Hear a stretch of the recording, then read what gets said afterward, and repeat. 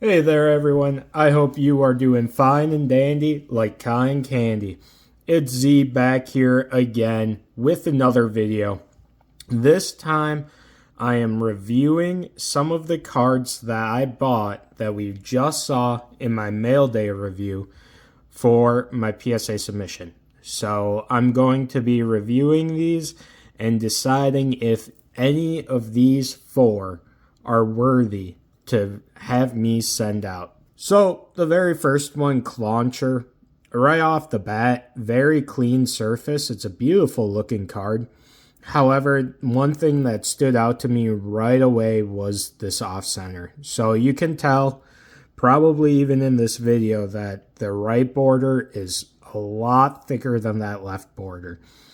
With PSA's new 45-55 grading standards, the card has to be even more symmetrical. So, right off the bat, I am not going to grade this. I will be launching another video showing how I use a tool like this, the center tool, to decide if it's going to meet the 45-55 criteria. So if you're interested in that, keep an eye out for that next video. So the second card that I bought was this wonderful Pikachu Trainer Gallery, Sleepy Chew. I focused mostly on the left to right centering. However, I forgot that the top down is equally important. So we can see here the top is a lot thinner than the bottom. And thus, I do not think it's worth the risk, which is really disappointing because the corners are very minty. Everything else about this card looks wonderful. However, it's just a little pinched up there. I was more focused when I was quickly buying to just on the left to right, and I forgot to look at the top down. So this is close. However, for my purposes, this is just going to go into my selling binder. And that's another thing that I should mention is I was okay taking a risk on some of these cards because they will be going into my card show inventory. So if you do not have a way to sell cards, and if these cards aren't grading, if they sit in your collection, that's great, but if they're just going to cause you a burden, I would not recommend going to eBay to try finding cards like this because eBay hides this. The images hide a lot of things that you can't really see until you see in person. So some of these cards were exactly like this. And this is another example of on eBay, I thought it was immaculate. Finally got one with all good centering. And then I turned it over. And boom. And boom. Two clear white dings. Two clear dings. Even that bottom right corner. I thought the picture looked a lot cleaner than this. And I think it was just they used a white background, so the white dots kind of blend in on eBay. So that's one of the downfalls with buying cards on eBay is you don't get to see the flaws. So all three of these cards I will not be sending into PSA.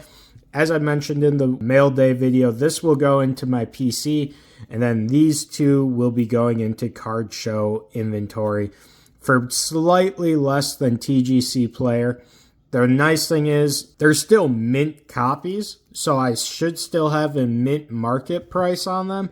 However, because I know that they aren't grade worthy, I will usually take a couple dollars off or a couple cents if it's just a cheaper card.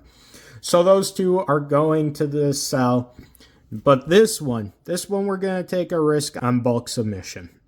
So here you can see we have nice centering top down and left to right. Very nice centering. And when I look it over quickly, you don't see any immediate white dots.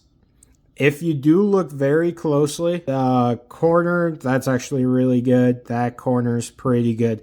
This left corner, top left, if I can show it, it's got a very slight whitening right there, that might be enough to take it down to 9. However, because it doesn't pop out right away when you look at the back, it's not clear. It might pass through.